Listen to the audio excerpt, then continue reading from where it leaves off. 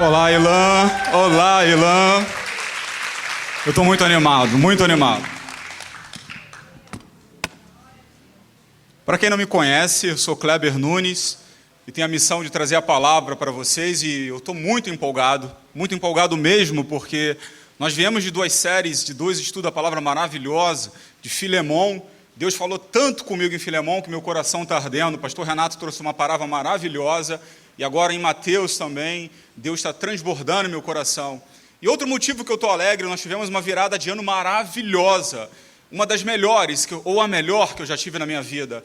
E em todos os campos da Ilan nós tivemos muitas dinâmicas, muitas dinâmicas. As dinâmicas foram distintas, mas foi um culto de adoração a Deus tremendo. Tivemos músicas, tivemos dinâmicas, brincadeiras, louvor. Em um determinado momento, minha mãe, que é da melhor idade, que já anda com certo cuidado, minha mãe estava fazendo trenzinho para lá e para cá. Eu falei, meu Deus do céu, amanhã voltarei o Profenide, mas Deus é bom, não precisou. E nossa igreja está num nível de maturidade fenomenal. Nós tivemos muita comida. Crente gosta de comida, né, pessoal? E abundante, tínhamos muitas pessoas. E depois da virada nós fizemos a nossa ceia. E tudo organizado, foi maravilhoso, tudo saiu perfeito. Os nossos voluntários servindo, mesmo sendo muito organizado, a fila ficou imensa, irmão. A fila ficou imensa. E nos pequenos detalhes, nós avaliamos a maturidade cristã. Eu comentei com a pastora Hannah duas coisas que você avalia a maturidade cristã. A primeira, coloca os homens para jogar futebol. E dá um prêmio. Ali você vê quem é crente. A segunda coisa simples é fila da comida, meu irmão. Fila da comida. A fila estava enorme. Eu tive cuidado de ficar observando. Não vi ninguém murmurando. Não vi ninguém se queixando. Todo mundo alegre em Deus. E a fila ficou grande durante muito tempo. E Deus é tão bom que sobrou comida, irmãos. Sobrou comida. E uma das coisas que me chamou muita atenção foi as dinâmicas. Nós fizemos dinâmicas assim muito interessantes aqui e eu fiquei com vontade de fazer o mesmo. Eu vou fazer, Jéssica. A Jéssica e o Alan é que eu chamo de John Jones. Comandaram brilhantemente aqui uma dinâmica Quem Sou Eu? O curioso é que todo mundo, todas as fotos, quem sou eu? Apresentavam fotos de crianças e iam progredindo ao longo do tempo e as pessoas tinham que adivinhar e ganhar um brinde. Eu vou dar um brinde também, Jéssica. Eu vou dar um brinde para comer antes do jejum, tá, irmão? Antes ou depois.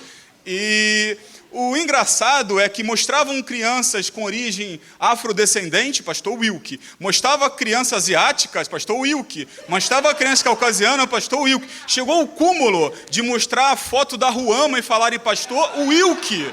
Tá? Agora, irmão, com muito respeito ao pastor Wilke, que eu amo muito, eu vou fazer uma brincadeira, quem sou eu também? Olha, é verdadeira a foto, mas em nome de Jesus, não é o pastor Wilke. Ok? Vamos lá, vamos mostrar lá, quem sou eu? Quem sou eu? O meu filho Caleb falou que era um filhote de dinossauro. Não é um filhote de dinossauro. O que é?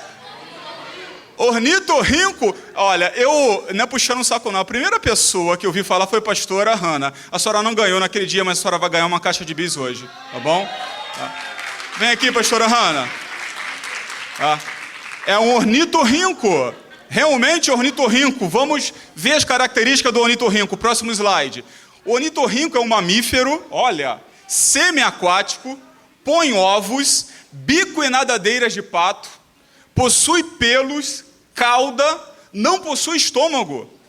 O esôfago é conectado direto ao aparelho digestivo dele, ou melhor, o aparelho. Na verdade, estou tentando achar uma palavra sutil, mas o reto. O esôfago é conectado direto ao reto dele. É um animal intrínseco, vive em tocas e os machos possuem esporas que são venenosas. Muito interessante, né? Agora, qual foi o propósito de Deus ter criado ele assim? Com tantas características peculiares de outros animais, online, Ilan, eu realmente não sei qual foi o propósito que Deus criou esse animal assim. Eu tenho certeza, não consigo responder. Talvez alguns de vocês, talvez alguém do online possa responder, mas eu não sei responder. Mas o que eu posso responder hoje, e é o tema dessa palavra, é o teu chamado, o teu propósito. Isso eu posso responder. O nome da palavra hoje é o teu chamado. Nosso alcance do estudo é de Mateus de 1 ao 5, e nós vamos apresentar qual é o teu chamado. Eu gosto sempre de introduzir um estudo da palavra. Eu aprendi no GAP que quando a gente estuda uma palavra, é importante a gente entender o contexto histórico, em que situação se passa isso. Eu gosto muito disso. Então vamos lá, o contexto histórico. A introdução. O livro de Mateus evidencia que Jesus é, na prática, a realização das promessas bíblicas do Antigo Testamento sobre Israel. Do capítulo 1 ao 3, fica claro que Jesus é o cumprimento das profecias messiânicas. Não temos dúvidas sobre isso, no capítulo 1 ao 3, que Jesus é o Messias da linhagem de Davi, um mestre como Moisés, porém muito mais. Ele é o Deus conosco, do hebraico, Emanuel. E diz também que na genealogia de Jesus, capítulo 1, que tem muita coisa boa na genealogia para falar, mas não é o alcance de hoje, é que Jesus é da linha real, da linhagem real, messiânica de Davi, e também ele é descendente de Abraão, ou seja, cumprindo todas as bênçãos de Deus sobre as nações. E o mais importante, destaca o nascimento de Jesus. Novamente, o cumprimento das profecias, algumas profecias muito importantes, que nações viriam e honrariam o Messias. Os reis magos, nações distintas, que algumas pessoas chamam de gentios, adorando o Senhor, provando que o Senhor é para todos, para vocês, igreja, para vocês online, para nós, tá? Que o Messias nasceria em Belém, e o mais importante, ele foi concebido pelo poder do Espírito Santo, concebido do Espírito Santo. Bom, qual o contexto histórico, político, que passa toda essa história? Os capítulos 1 ao 5 de Mateus, na verdade, todo Mateus. É importante você saber que o livro de Mateus, o primeiro livro do Novo Testamento, ele rompe um silêncio de Deus pelos seus profetas. Mais ou menos de 400 a 450 anos, o último profeta, chamado profeta menor, que veio antes de Mateus, foi Malaquias. Então a gente tinha uma lacuna, um hiato de 400 e 450 anos sem Deus falar com o povo através dos seus profetas. Era assim que Deus falava. Bom, nesse contexto, surgem grupos religiosos predominantes, quatro grupos religiosos que predominavam em todas Israel. Não dominavam só a religião, dominavam o contexto político, econômico, tá? Enfim, eles eram influenciadores e, às vezes, funcionavam até como juízes em determinados casos. Esses grupos chegavam a ter 613 leis, sendo 365 negativas. O que é negativas? Que você não poderia fazer. E 248 positivas, que você deveria fazer. Leis complementares à lei de Moisés. Eles iam adicionando, os rabinos iam adicionando. Meu Deus, como deveria ser difícil cumprir tudo isso. Bom, e esses grupos, os principais grupos, nós tínhamos os fariseus, que eram tradicionais, consistia na guarda da lei de Moisés, eram pessoas extremamente orientadas aos costumes, obedeciam mais à tradição do que a lei escrita, era orientada ao cerimonial. A religião baseava-se na obediência e cumprimento das leis. Tínhamos os saduceus, era uma ala mais radical, e dependendo do ponto de vista, você poderia até chamá-los de liberal. Não criam em anjos, não acreditavam em anjos, não acreditavam em espírito, não valorizavam muitos costumes cerimoniais, em muitos aspectos até não cumpriam à risca a lei de Moisés. Alguns teólogos definem esse grupo como viviam aqui e agora. Nós tínhamos essênios. Os essênios defendiam a separação total da cidade. Uma vida monasta, separada, isolada. Eles não eram a favor da tecnologia. Para eles, viver em comunhão com Deus era viver isolado, separado, um povo separado. Então, eles não viviam na cidade. E nós tínhamos os zelotes, o grupo mais radical, que defendia a espada, que viviam da lembrança das grandes guerras de Davi. Eles defendiam, acreditavam que o Messias viriam comandá-los uma guerra contra o César, que eles acreditavam que o Messias seria um líder militar e político. Na verdade, todos esses grupos acreditavam isso, mas os zelotes eram muito mais enfáticos. E é nesse cenário que nasce Jesus. Bom, qual o alcance do nosso estudo de hoje? Nós vamos estudar de Mateus de 1 ao 5, o 5 inicia o Sermão do Monte, E quando a gente começa a ler o Sermão do Monte, meu Deus, o Sermão do Monte, ele mexe com o meu íntimo, ele me constrange. Quando você começa a ler isso, se você sentir isso, não é algo ruim não, eu fico extremamente intimidado, constrangido, dizendo, Deus, como eu tenho que me aperfeiçoar, como eu estou longe ainda do que o Senhor quer para a minha vida. O Sermão do Monte institui uma constituição legislativa do que é cidadão cristão. Ele tem cláusulas pétreas. Você do online, se você não sabe o que é cláusula pétreas, pede o pastor Paulo para explicar, que ele é especialista em direito. Mas eu vou dar uma canjinha aqui. São cláusulas irrevogáveis, que não se mexe numa Constituição. O Sermão do Monte é uma aula de discipulado. Uma aula de discipulado do que é ser um discípulo de Jesus. E quando eu leio o Sermão do Monte, eu começo a lembrar, tem algumas coisas que eu fico muito contente com a minha vida. Eu sou de família humilde e determinado momento, eu tenho chefes, os gerentes, líderes, que são discipuladores. Irmãos, eu não vou parar para contar minha origem, mas às vezes eu sento em uma sala onde a mesa quase ocupa todo esse púlpito aqui.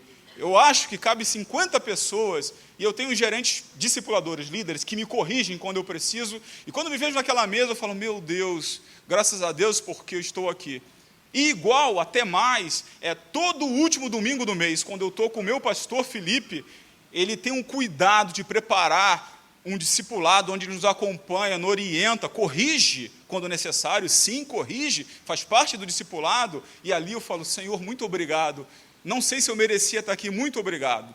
Então, o que eu quero dizer para vocês, que é do Mateus de 1 ao 5, capítulo 5, ele inicia uma aula de discipulado. Então, qual é o teu chamado? Já digo agora, não vamos fazer muito mistério. O teu chamado é ser um discípulo do reino. O teu chamado principal é ser um discípulo e fazer um discípulo. Eu sempre quis dizer o que eu vou dizer agora, acho lindo. Somos uma igreja que levanta líderes, que implantam igreja, que levantam líderes, que implantam igreja. Isso é ser discípulo. Nós somos assim. Nós somos discípulos que formamos discípulos. Não tenha dúvida que esse é teu chamado. E eu vou apontar para vocês alguns pontos que podem te separar do teu chamado. Bom, vamos lá ao primeiro ponto. O primeiro ponto eu denominei conflitos com a sua origem e nascimento. Conflitos com a sua origem e nascimento. Sabe, em épocas de crise, eu escuto muitas pessoas falarem, nossa, eu estou passando um perrengue, também eu venho de família humilde, meu pai era isso, meu pai me maltratou, minha tia me fez isso. Enfim, nós aqui na igreja temos pessoas com origem distinta, a minha história é um pouco parecida com a pastora Hannah, nem por isso nós paramos, eu sei que tem outras pessoas aqui parecidas, mas o fato é que em épocas de crise, que vamos chamar de exílio, o Covid, por exemplo, eu escutei muitas pessoas, olha, eu não estou vencendo, eu estou passando sufoco financeiro e espiritual por causa do Covid. Queridos, eu não quero minimizar a dor do Covid, é uma crise grave, talvez uma das mais graves, mas desde que eu me entendo por gente, nós já passamos por crise. Quer ver? Eu vou falar algumas crises aqui, eu quero que levante a mão, quer lembrar. Crise do leite, quem lembra a crise do leite? Que tínhamos que dormir em... Opa, parabéns, você tem mais de 40 anos, tá? Que nós tínhamos que dormir na fila. Crise da carne, chegou ao ponto de faltar carne, que algumas pessoas de mau índole começaram a sacrificar cavalo e vender carne de cavalo como carne bovina. Crise do feijão, crise do combustível. E eu quero dizer para vocês que sempre vai haver uma crise. Eu não estou profetizando coisas más, não. O mundo jaz no maligno, nós somos a luz para isso. O fato é que se você se apoiar em crise, só dar foco à crise, você vai ver uma crise. O importante de uma crise não é a solução do problema, a solução sempre vem em Deus. É como você se porta perante a crise. O fato é que é engraçado que o que eu mais escuto são pessoas com origem humilde, mas eu também escuto reclamação de pessoas com a vida muito consistente financeira, com a vida boa. E o que eu escuto de pessoas que não têm nada? Eu estou passando isso porque eu nunca tive nada.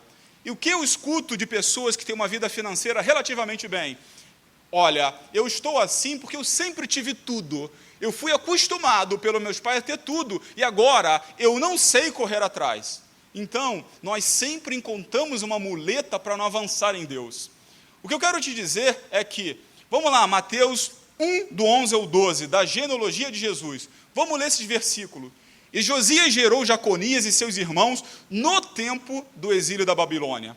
Depois do exílio da Babilônia, Jeconias gerou Salatiel, Zalatiel, gerou Zorobabel. veja o seguinte, irmão, na genealogia de Jesus, nós temos pessoas incríveis. 3 mulheres são gentias: Tamar, Raabe e Ruth. Não é comum na genealogia mencionar mulheres, porque elas não eram sequer contáveis.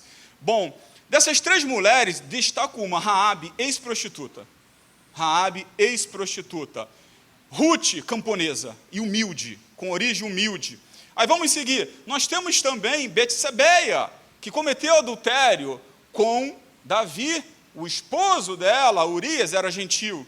Depois nós temos homens com marcas de mentiras, que nem vou citar na genealogia. Nós encontramos Acais e Manassés, que foi um dos reis mais sanguíneos, que eram chamados de astrólogos. Não que estudavam os astros, que adoravam os astros. Homens sanguinários, homens más, que queimaram seus filhos no fogo, oferecendo a Deus pagões.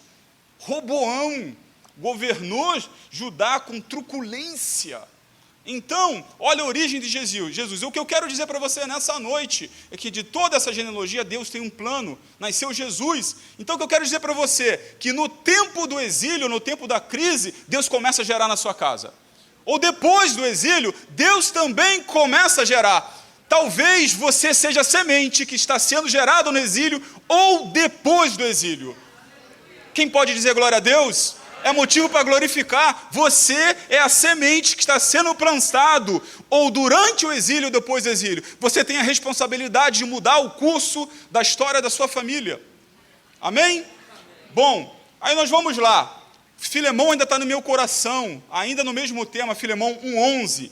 Veja, no Filemão 11 diz assim: ele antes era inútil. Ele antes quem? Onésimo. A história de Filemão fala a história de um escravo que provavelmente roubou o seu mestre e se refugiou pedindo ajuda a Paulo. E Paulo o ajuda e discipula ele. Eu torno um filho, um escravo, e o torno um filho. Eu não quero contar essa história toda, porque nós já vimos na série passada. Mas o que me chama a atenção é que Paulo era um homem muito inteligente, um filósofo.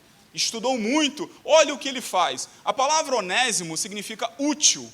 Útil. Onésimo quer dizer útil. Ele escreve para Filemão assim: ele antes era inútil, ou seja, era escravo. Ele faz um trocadilho intelectual, mas agora ele é útil, tanto para você ou para mim. Ou seja, ele é útil para o reino.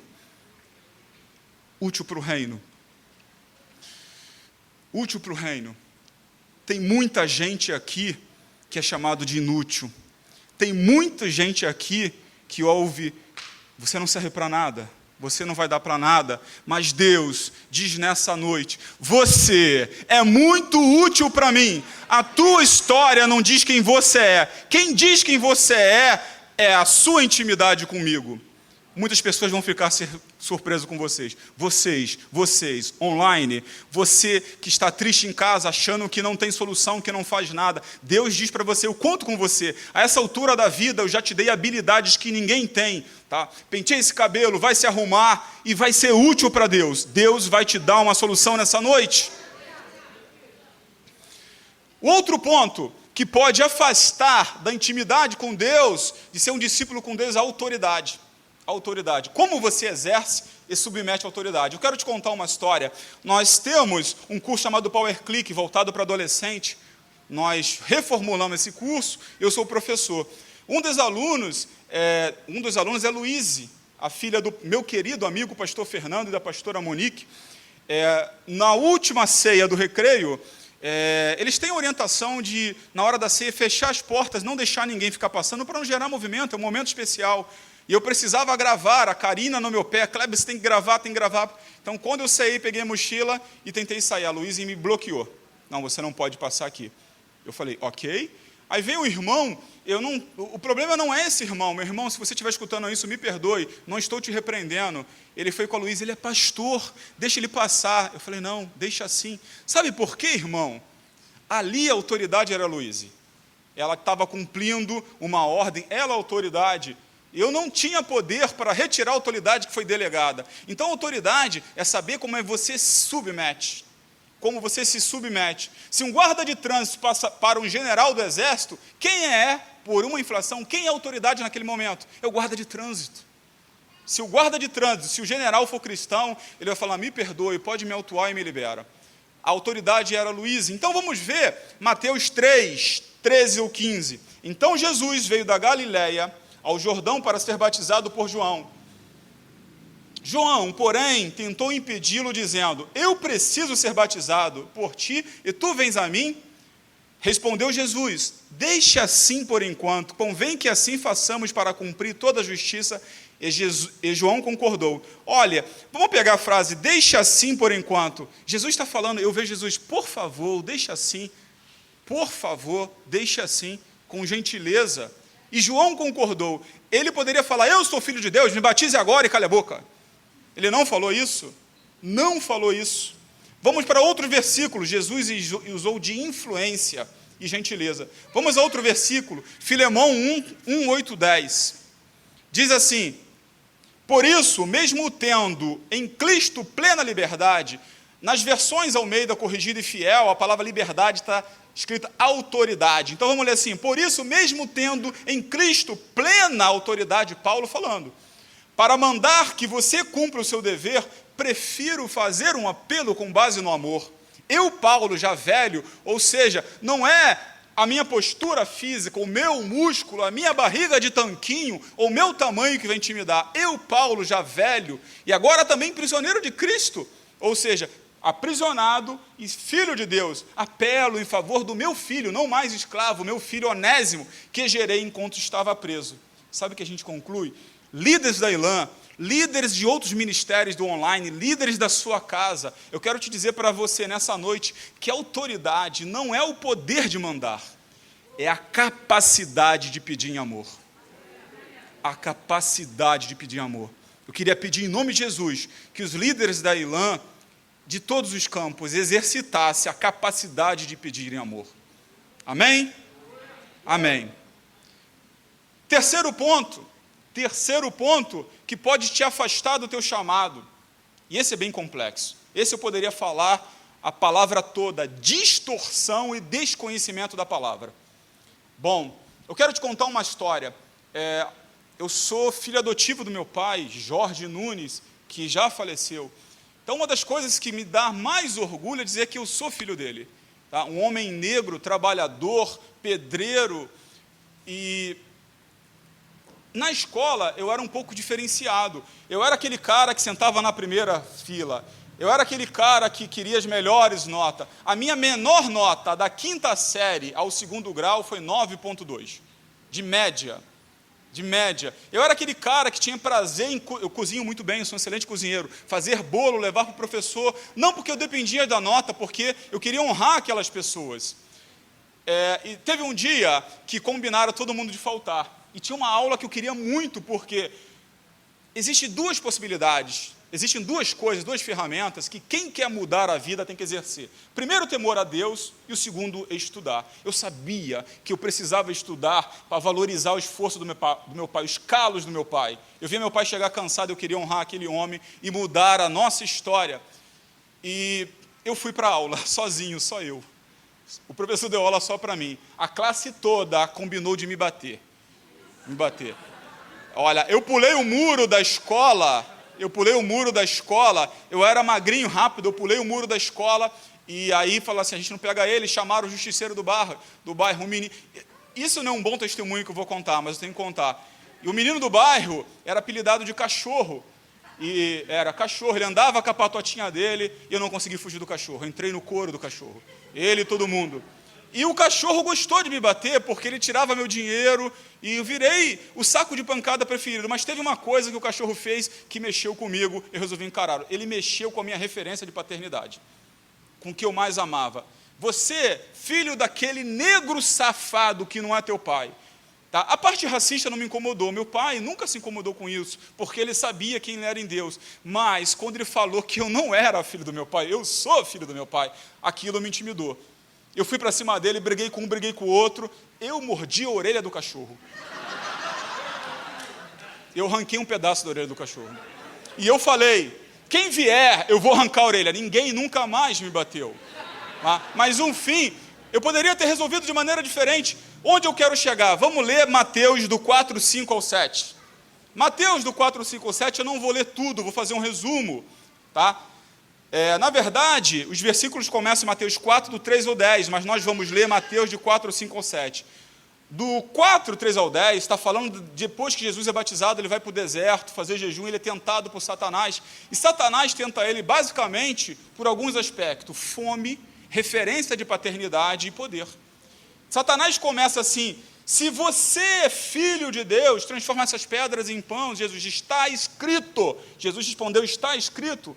E agora o versículo que eu quero falar, que é do 4 ao 5 ou 7, nós vamos ler. Então o diabo levou a cidade santa, colocou na parte mais alta do templo e disse: se você é filho de Deus, olha, filho de Deus, se você, Kleber, é filho de Jorge Nunes, mais ou menos que passou isso, se você é filho de Deus, jogue-se daqui para baixo, pois está escrito: ele dará ordens a seus anjos a seu respeito, e com as mãos eles o segurarão, para que você não tropece em alguma pedra. Jesus respondeu: também está escrito: não põe à prova o Senhor seu Deus. Então Satanás tentou tentar Jesus na fome e na referência de paternidade. Satanás vai tentar você na referência de paternidade, mas eu quero dizer nessa noite que você tem um pai abençoador que se chama Deus, que deu o Filho e ainda deixou o Espírito Santo para que você viva uma vida em abundância. Você não sofre de referência de paternidade. E quando Satanás tentar te tentar, você vai falar igual Jesus, porque você tem o domínio da palavra, o conhecimento da palavra. Retire-se, Satanás. Você tem o poder hoje de dizer na tua casa, seja qual for o teu problema: Satanás, a minha casa pertence ao Senhor. Satanás, você não vai tocar na minha família. Satanás, você não vai tocar no meu filho. Satanás, você não vai tocar no meu corpo com uma enfermidade, porque eu sirvo ao Senhor. Eu sirvo ao Senhor. Se você conhece a palavra verdadeira, não distorcida. Sabe, igreja, nós somos uma igreja muito avançada, gostamos de tecnologia, eu trabalho com tecnologia, e é maravilhoso isso, é maravilhoso. Mas uma coisa que o nosso pastor sempre fomenta é que, embora sejamos tecnológicos, continuamos avançando, não vamos esquecer do fundamento, da palavra de Deus. É por isso que o nosso pastor, incansavelmente, e os outros pastores da Elan, leiam palavra 7 minutos por dia, porque você não vai ser distorcido como um trapo, um pano de chão na mão de Satanás. Aqui ninguém vai cair nessa. Nós vamos bater no pé e dizer, aponte assim: retire-se, Satanás. Retire-se, Satanás, porque nós conhecemos a palavra de Deus. Quarto ponto: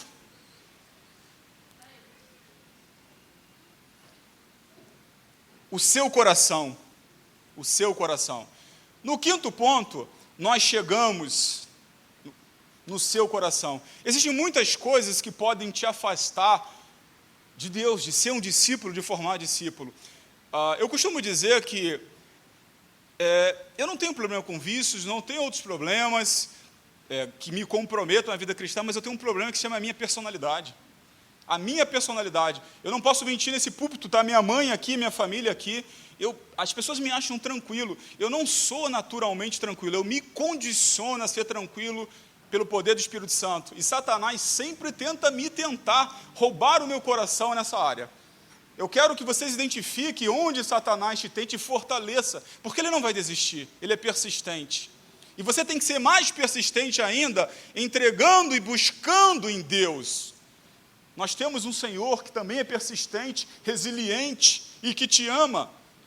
Existe um resumo que inicia no capítulo 5, as bem-aventuranças. Eu não vou pregar sobre as bem-aventuranças, porque nós temos uma série fantástica no YouTube, você coloca lá, Sermão do Monte Ilan.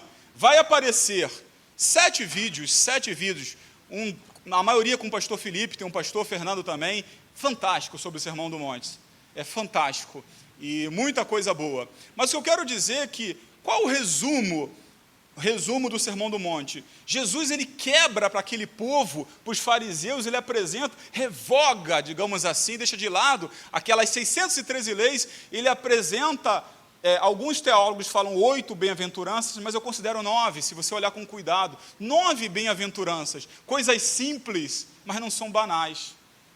Não são coisas sem graças, pelo contrário, é cheia da graça. Quando você começa a ler aquelas leis que falavam de práticas exteriores, agora Jesus institui uma constituição de cidadão cristão que fala de transformação do interior. Do interior, os pobres de espírito que choram. Eu não estou falando dos que choram porque, sei lá, não pode comer picanha. Não é esse choro que a Bíblia fala. É um choro, talvez, de arrependimento. A palavra choro que foi usada no hebraico foi uma palavra profunda, de um arrependimento, de um choro quase de morte. Vou dizer aqui, aqueles que choram de arrependimento do pecado, quando olham, meu Deus, eu sou pecador, preciso mudar. Metanoia, mudança de mente. Os humildes que eu falo, não são pessoas pobres, humildade não é isso. Eu conheço pobre soberbo, e eu conheço rico humilde. No recreio nós temos um irmão, eu conheço a vida dele. Eu sei que ele é. Quando eu chego lá, ele está limpando o chão. E passa despercebido, humilde, ok? Os pacificadores, aqueles que realmente buscam conciliar, né? Quando a gente estava no colégio, né, na fase de adolescente, pacificador, para os meninos, o homem de 40, 35 anos vai lembrar disso, uma coisa boba. Aquele que queria incitar uma briga, falou assim, chamar o pai de esfirra e a mãe de coxinha. Alguém lembra disso? Alguém já passou isso? Era o suficiente para dar briga. Se você quer brigar comigo, cospe aqui. Meu Deus, olha só, era isso. Quando um não cuspiu, cospe na mão, alguma coisa assim, não é isso, irmão? O irmão ali me ajudou. Não eram pacificadores. Aqui na Elan, nós buscamos pessoas pacificadoras.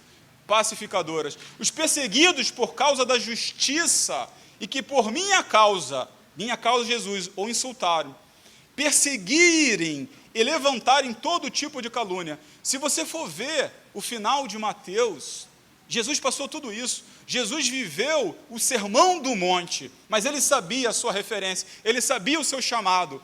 Tanto que ele sabia o seu chamado que em João 18, quando os guardas vão prender Jesus, chegam, Jesus pergunta, quem vocês procuram? Aqueles que o chamam de Cristo. Jesus falou, eu sou. No hebraico, a mesma palavra que Deus usou a Moisés, quando se apresentou na sarça ardente. Sabe o que aconteceu? Os guardas, caíram no chão. Tá? Quando você sabe quem você é em Deus, Satanás não resiste, Satanás cai. Jesus naquele momento poderia correr, mas ele queria entregar o seu coração. Ele tinha um propósito e ele permaneceu ali. Então o que eu quero dizer, uma das coisas que pode te afastar do seu principal chamado é o seu coração. Principalmente se você não entregar o seu coração a Jesus. Se você não entregar o seu coração a Jesus. Eu queria que vocês examinassem agora como está a sua vida. Você tem entregado o seu coração a Jesus? Entregar o coração a Jesus, irmão, não é você estar todo dia aqui na igreja. Eu gostaria que você estivesse na igreja, mas eu quero te dizer que quantidade não revela intimidade em Deus.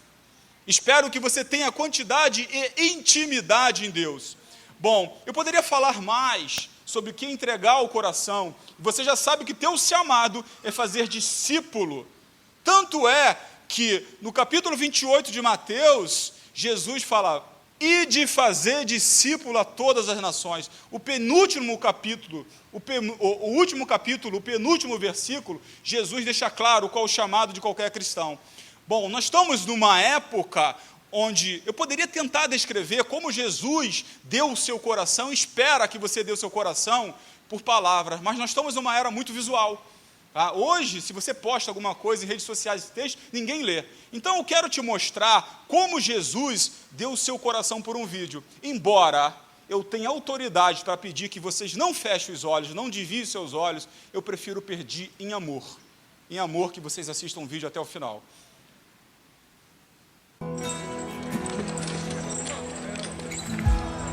Sem tua graça, o que seria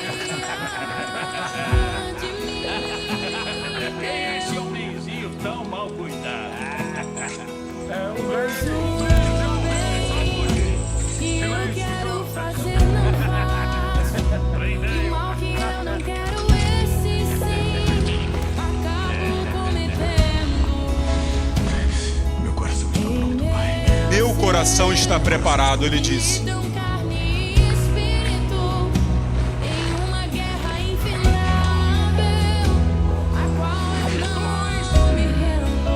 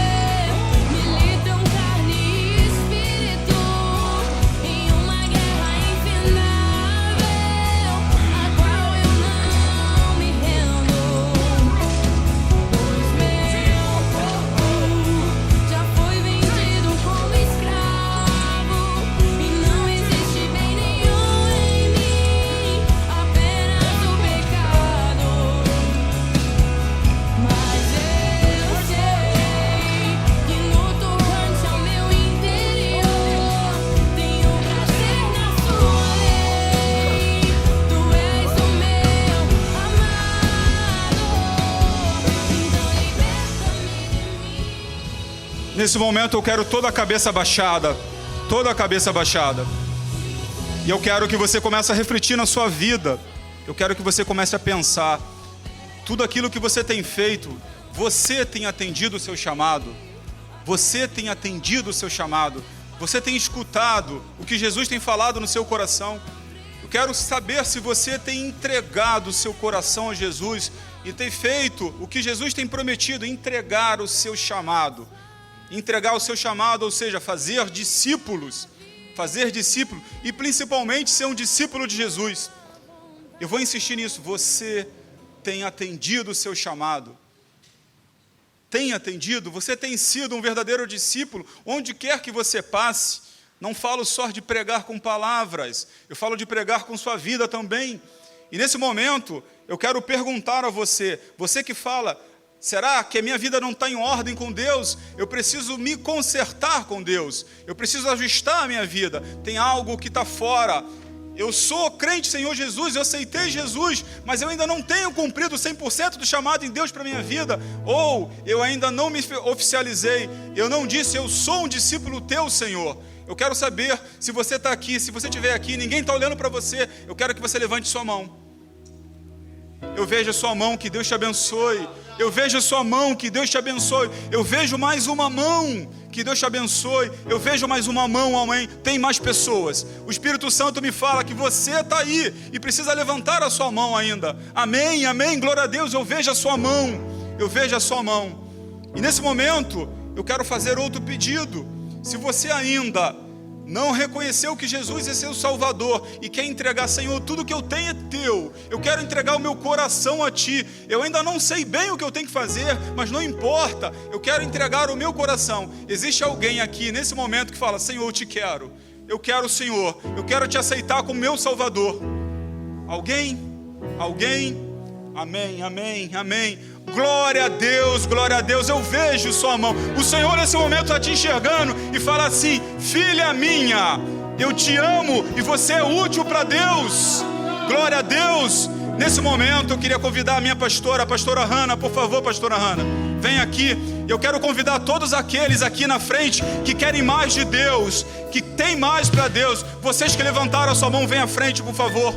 Por favor, minha irmã que levantou a mão, a liderança vem à frente. Aquele que quer ter mais intimidade com Deus, eu convido vocês a darem um passo à frente. E nós vamos orar por você. Nós vamos orar para você, que nessa sua caminhada em Deus, você seja um verdadeiro discípulo. Tá? Glória a Deus. Eu chamo a liderança. Se você não levantou a mão, mas você quer nessa hora receber essa oração, eu peço que você se levante, que você venha correndo para esse altar, porque o altar é lugar de restauração, é lugar de renovo. O altar é lugar de conserto. O altar é lugar onde você deixa todo o cansaço. O lugar é o lugar onde você abre mão de todo o pecado. O altar é o lugar onde você recebe de novo energia, o ânimo do Espírito, a esperança do Espírito. Senhor, em nome de Jesus, nós queremos fazer uma oração diferente essa noite. Nós queremos fazer uma oração que não é mais uma oração aqui nesse altar. Nós queremos te pedir por cada vida que está aqui presencialmente, cada vida que está no teu altar aí de casa.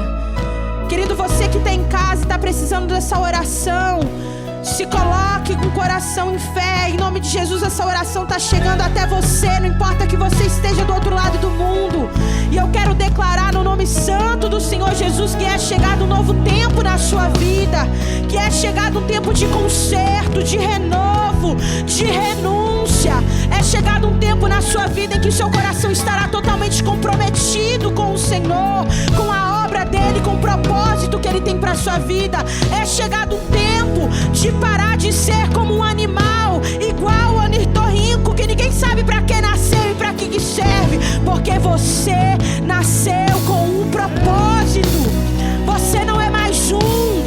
Talvez a tua vida inteira tentaram te fazer acreditar que você é mais uma no meio da multidão, mas o Senhor escreveu sobre você uma história e Ele está velando para que essa história se cumpra, para que essas promessas se cumpram. E eu declaro em nome do Senhor Jesus que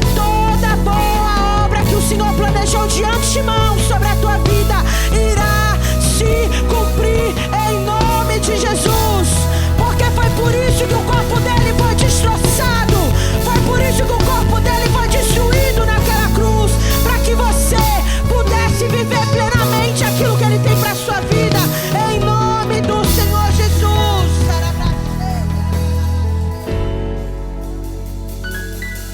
Então liberta-me de mim. Eu quero ser a tua casa. Se você estiver aqui, eu sei, eu venço o pecado. Então enche-me de ti, até que não haja mais espaço. Mas quando estou em tua presença, o meu viver é transformado. Então liberta-me de mim. Eu quero ser a sua casa. Se você estiver aqui, eu sei, eu venço o pecado. Então enche-me de ti, até que não haja mais espaço. Pois quando estou em tua presença, o meu viver é transformado. Que eu passe a ser livre pra viver a tua vontade, em te conhecer todo o meu ser, se enche de bondade e reina o Espírito sobre a carne.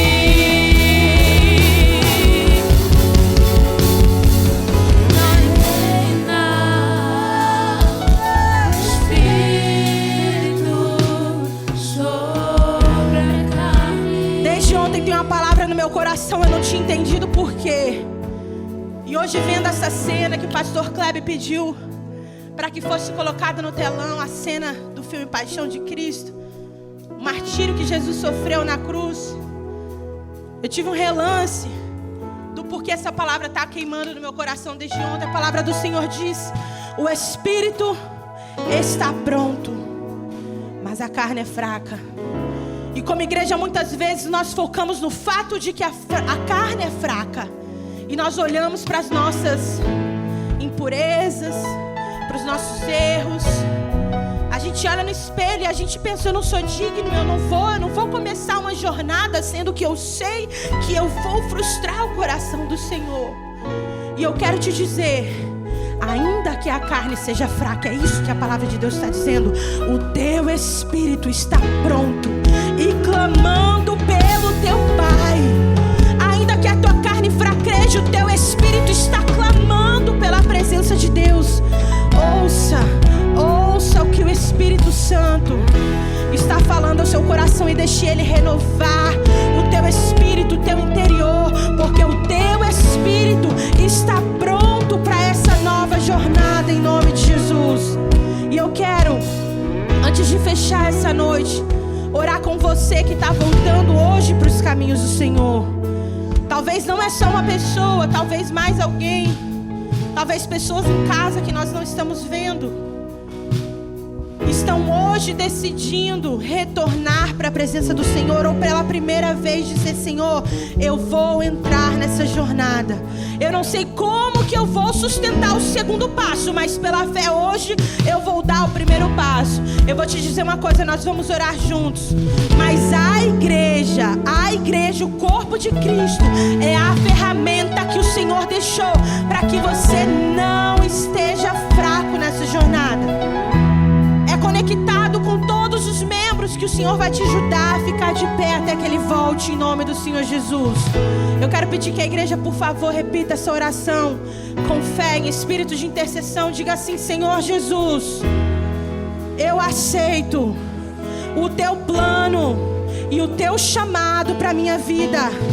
Eu te peço, perdoe os meus pecados, apaga as minhas dívidas e escreve o meu nome no livro da vida, e que nunca mais ele saia de lá, em nome de Jesus, em nome de Jesus. O seu nome está no livro da vida, querido. Aleluia. te abençoar, a sua vida, a sua noite. Obrigada, Senhor, pela tua presença. Obrigada porque mesmo quando nós somos infiéis, o Senhor permanece fiel. O Senhor permanece justo, poderoso, santo, e continua inclinando sua graça e amor na nossa direção. Eu peço por cada família, por cada pessoa que começa hoje uma nova jornada, e por aqueles que hoje decidiram restaurar a sua vida na presença do Senhor. Em nome de Jesus eu te peço, Senhor, que aquele que chegou aqui cansado saia renovado. Eu te peço que aquele que entrou triste saia daqui pulando de alegria. Eu te peço também que aquele que entrou perturbado, com o espírito agitado por causa de problemas, em nome de Jesus, eu dou uma ordem para a tua emoção. Coloque-se no seu lugar, porque a sua vida é liderada pelo Espírito Santo de Deus e não pelo seu coração. A sua vida não é liderada por emoção, mas pelo Espírito Santo de Deus, em nome de Jesus. E que o amor de Deus, a graça do Senhor Jesus e a consolação, a comunhão e o poder do Espírito seja contigo, com a tua casa, com os teus filhos, em nome do Senhor Jesus. Dê uma salva de palmas para Ele. Glória a Deus, meus amados, meus irmãos. Que alegria estar aqui com vocês nesse culto glorioso, nessa palavra poderosa, nesse louvor, essa adoração, essa atmosfera sobrenatural que nós estamos mergulhados. Quero que você venha fazer parte disso. Quero que você mergulhe nessa atmosfera de adoração e seja tocado pelo poder de Deus e tenha a sua vida transformada. É importante que você esteja conosco, participando dos cultos, escrevendo nos comentários. Se você é novo aqui, escreva ali, novo aqui. Se você tem um pedido de oração, escreva também pedido de oração. É importante que você escreva para que a gente possa te identificar e te conhecer melhor. Senão nós não podemos saber quem está aí. E nós temos um amor e um carinho muito grande por você. E esse é um dos motivos de nós estarmos aqui, de alcançar pessoas como você, para que possam avançar no reino de Deus e viver todo o propósito de Deus na sua vida. Por isso é importante que você esteja ali participando, seja através do Facebook, do nosso site ou do YouTube. Mas que você escreva. Se você é novo aqui, escreve novo aqui. Ou se tem um pedido de oração também, escreve ali o seu pedido de oração. Você pode enviar também para o nosso WhatsApp, o 21 966 358309. E ali nós vamos te atender, te responder. Você pode ligar para a gente ou enviar uma mensagem. Nós teremos um imenso prazer em atender você, te pastorear e te apacentar, para que você não esteja mais sozinho, vivendo nesse mundo turbulento. Você agora tem uma família espiritual, acolhedora e amorosa, que estende as mãos para você, para te acompanhar nessa jornada, nessa caminhada espiritual. Tem um convite também muito especial, nosso GT, nosso grupo de temporada, que são os nossos grupos de comunhão. Ali você tem a oportunidade de conhecer novas pessoas, fazer novos amigos e novos irmãos, e onde temos um momento maravilhoso de compartilhar testemunhos e experiências, onde nós estudamos a Bíblia juntos e oramos uns pelos outros. E ali um ambiente de crescimento, de fortalecimento, de edificação, onde a sua vida vai ser transformada, porque é isso que Deus tem feito no nosso meio. Tantas vidas sendo mudadas, transformadas pela graça e pelo poder do Espírito Santo. E assim será também com você. Esse é o meu convite. Por isso, não esquece de dar um like também no vídeo, curte ali nos comentários, ative as notificações no sininho e venha fazer parte dessa família espiritual. Vem ser Ilan e Luz das Nações conosco. Amando Deus, amando você, Ilan.